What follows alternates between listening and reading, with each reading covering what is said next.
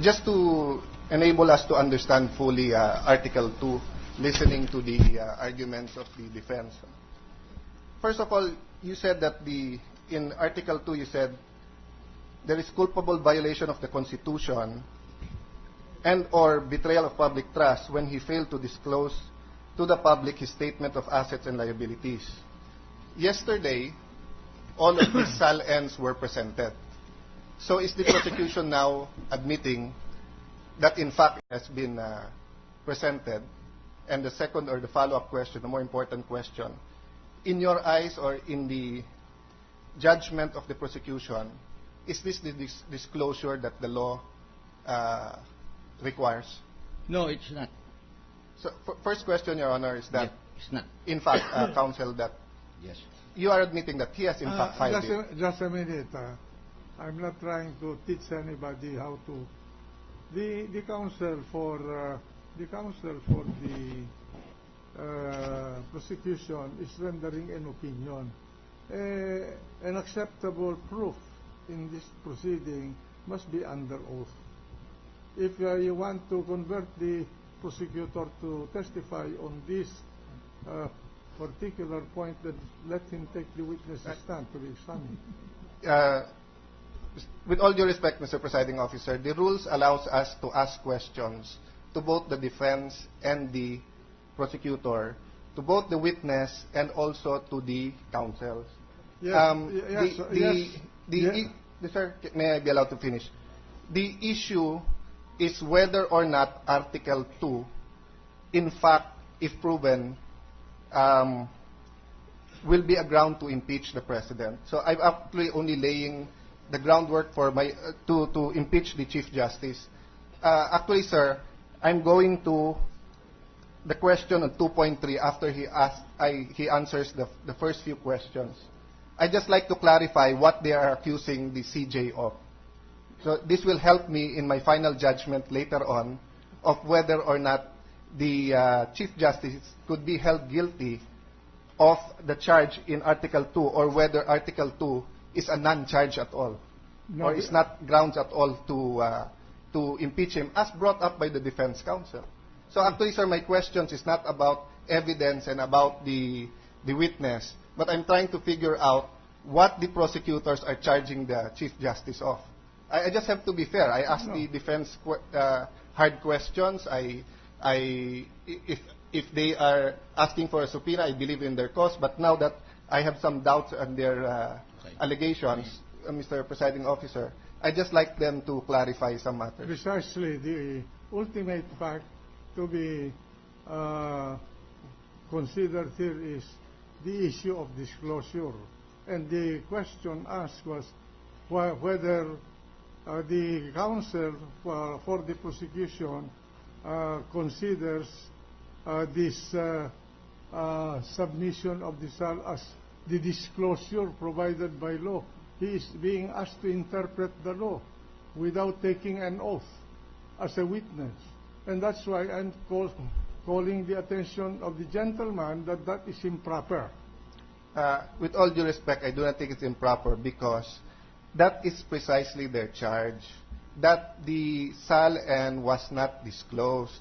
And if I was allowed to ask the question, my second question was, because they were surprised yesterday and they admitted it's the first time they saw the SALN, now that they saw it and now that it has been filed, are they still charging that it has not been disclosed because it should be disclosed in a certain manner? Or are they now saying that now that they see it, they're going to focus on 2.3 and 2.4?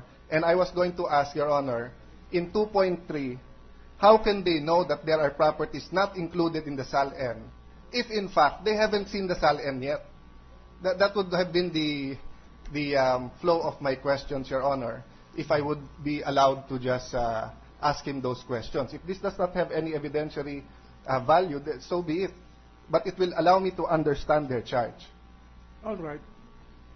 Anyway, the manner of disclosing is provided by law.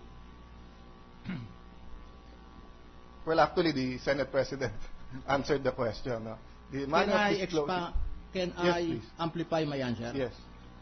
To the question of the Honorable Senator Cayetano, he asked me whether or not the disclosure made yesterday, we are already abandoning our allegation in 2.2, which provides that respondent failed to disclose to the public his statement of assets, liabilities, and net worth as required by the Constitution. No, actually, what the question to you, and the record will bear me out, the presentation of the SAL in accordance with the subpoena is the disclosure contemplated under the law. No, The disclosure is defined by law, yes, Your Honor. not your opinion. Yes, but let me state our position. It was only yesterday that the disclosure was made. Okay. As a matter of fact, the disclosure was made upon questions coming from the senators. The disclosure was made for SALN starting 2002 up to 2010. And it is our position that the disclosure of the SALN from 2002 to 2010 Can we start? only on account of the disbursement complaint is not Yeah, in before we accordance start, we just with the like to announce disclosure that provided by Justice the law. Cuevas will not do ambush interviews. So if you want to interview him, he will be here. Sit Yeah. with the trial. Your Honor, may I finish So my ready? question? You have, I have 2 minutes, Your Honor. yes. But the Constitution says that the disclosure is to be provided by law. Okay, we're ready. So now it is settled that he did file his SAL, assuming that that's not the Good afternoon. So Due the to your request Republic Act yesterday, we promised that we would that try to deals come with out the at about 3 o'clock to let you know what was SALN happening.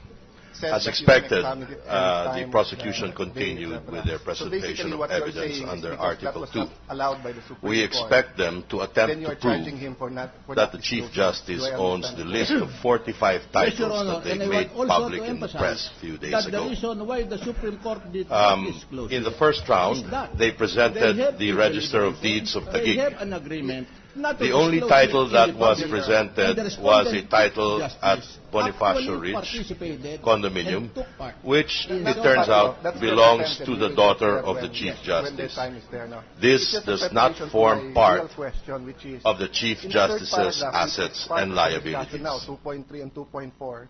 Sabi niyo po dito, it is also reported that some of the properties of the respondent are not included in his declaration of assets and liabilities and net worth in violation of the Anti-Graft and Corrupt Practices Act. At yung po nirereklamo ng defense, hindi pwedeng reports. And then sa next paragraph, suspected and accused.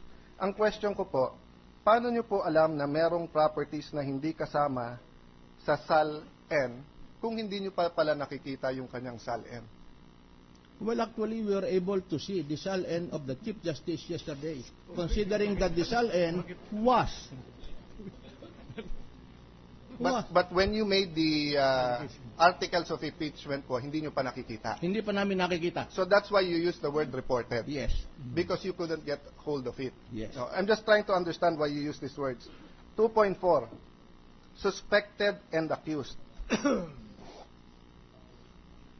So do you know if in fact are you accusing the Chief Justice of accumulating ill-gotten wealth and acquiring assets of high value and huge deposits or not?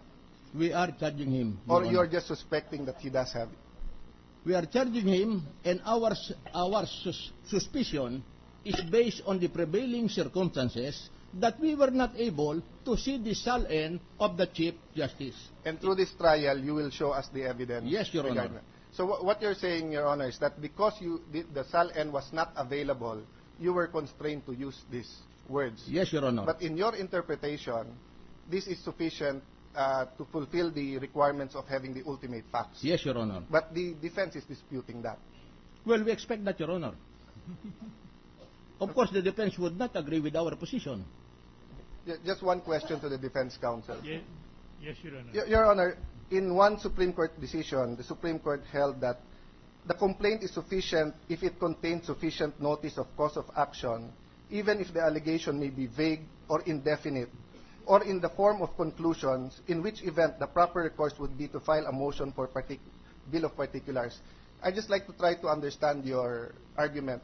Are you saying, Your Honor, that their use of the word suggested means that there is no cause of action or sufficient notice? Even, is it not cured because they use the word accused? We are acquainted, we knew very well about that jurisprudence, Your Honor. And that applies only in actual civil cases, but not in criminal prosecution, for instance.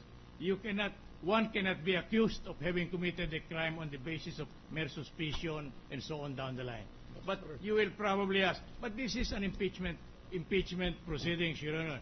My answer is, if we allow that kind of principle or rule to govern the impeachment proceedings, then it will be violative of the Constitution on the right of a person accused of procedural due process. He is entitled to notice, he is entitled to present evidence in his behalf.